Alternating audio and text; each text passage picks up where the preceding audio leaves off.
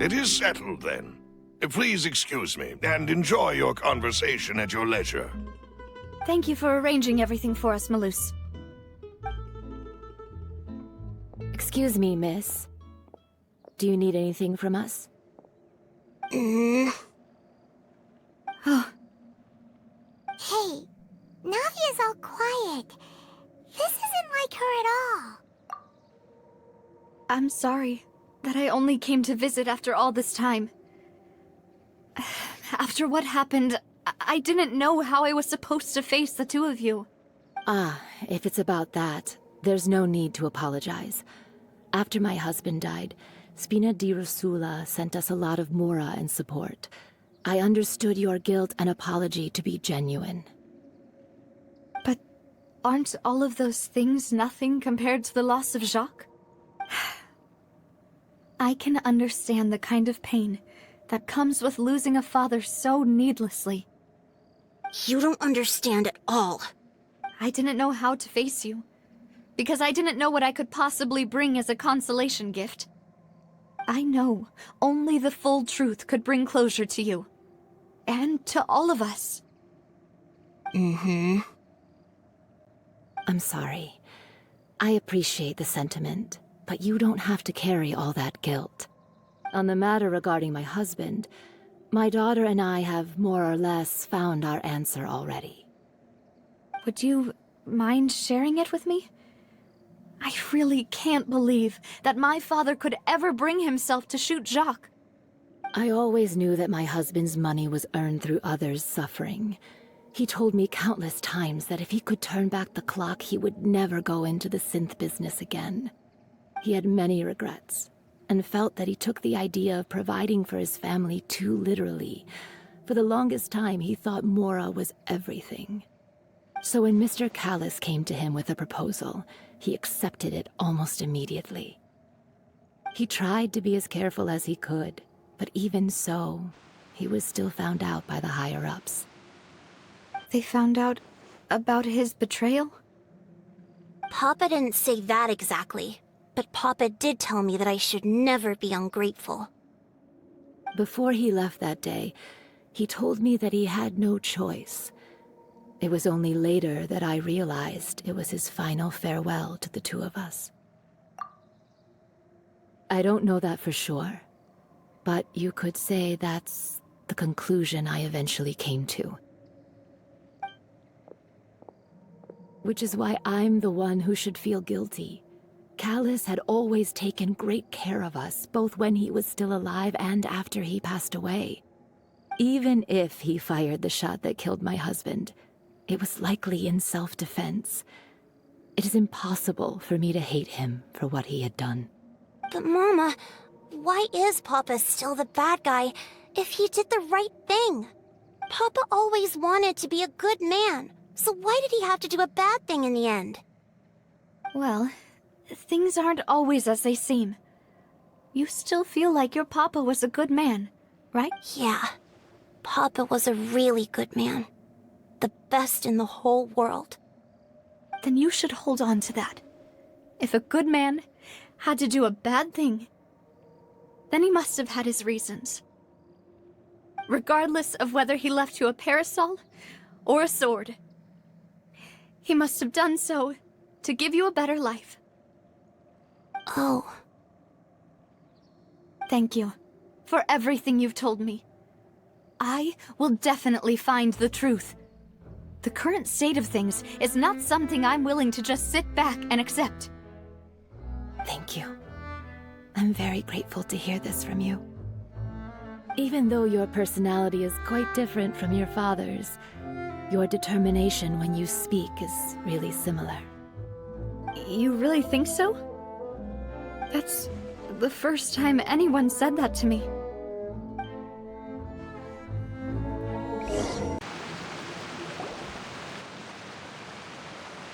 Greetings, boss. How may I be of assistance today? I'm sure you've heard about what happened at the Opera House. Someone got turned into water right in front of us.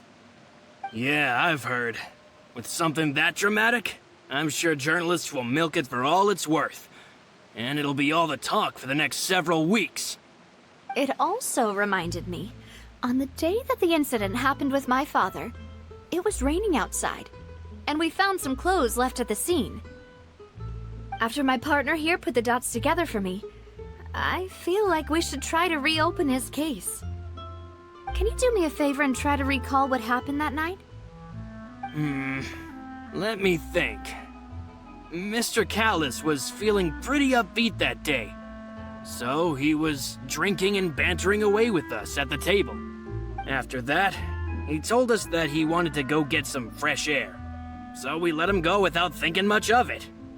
Who knew that we would hear 2 gunshots ring out right after? My first reaction was that Mr. Callus's life was in danger. So I grabbed my holster and made a mad dash toward the scene. But when I got there, it was already too late. Mr. Callus was standing over a dead body with a gun in his hands. All we could do was look back and forth at each other. So you also remember 2 gunshots then? Indeed. The guards said that the first shot didn't hit anyone, while the second killed Jacques. But I've never really bought that explanation. Reason being, Mr. Callus had left his gun on the table. I even made sure to confirm that before running to the scene. But according to the guards, that doesn't mean he couldn't have had other guns on his person. About the clothes left at the scene that you mentioned, do you think there was a third person there who was turned into water? At least from our perspective, my father had no reason to kill, so he would also have no reason to bring an extra gun with him. The gun he was holding probably belonged to Jacques, or a third person on the scene. Yeah, that makes a lot of sense. So you're saying Mr. Callus ended up with the gun because he seized it from one of the other guys? But hold on. If that's what had happened, then why didn't he share the truth with any of us? He didn't even want to face the Oratrice machine, and chose instead to prove his honor in a duel. Did he lose all faith in the courts after seeing someone dissolve right in front of his eyes? About that, Malus told me a thing or two. So, I think I can understand why he committed to the duel. I'll tell you everything, once the whole truth has been revealed. I understand. Then, I'll leave Mr. Callus's honor in your hands, boss. And if I may just say one more thing. The whole Callus the Unfaithful epithet has been a thorn in my side since the day it was invented. Many people have laughed at me for still calling him Mr. Callus. But it was Mr. Callus's trust that allowed me to rise through the ranks of Spina di Rosula and live the life I lead today. No matter what others might say, he'll always be the man I respect the most. And he'll always be my boss. Don't worry. I will definitely find the truth. You and all our other comrades at the Spina deserve to know the truth as well. Hey, Thierry! It's me! Oh, now, what brings you here, Miss Navia? I've heard that you made quite the name for yourself at the Opera House. Oh, so you've caught news of that already. Oh, okay. Hey, I'm also a member of the Guards, you know. The way you make it sound, people would think I was sent off to Poisson because I had done something wrong. Are you sure there isn't a little bit of truth in that? Under normal circumstances, shouldn't you have been called back to the city already? I mean, where I work is really up to me. Let's just say I enjoy the ambiance of Poisson. Callus did a fantastic job running the town, building Spina di Rosula from the ground up and clearing many obstructions in my way. It would be next to impossible for me to find a similarly easy but high-paying job in the city. Anyway, enough chit-chat. Are these 2 friends of yours? You, here for some formal business? Yes. These 2 are my partners. What happened at the Opera House made us realize that Linny's case and my father's may be related. We're trying to reinvestigate the details of my father's old case. Ah, I get it. You think there might be more to the case now that we know people can be dissolved into water, right? I was also flabbergasted when I first heard of it. If you want to go through the original files from your father's case, I can help you look for them. That'd be much appreciated. Thank you.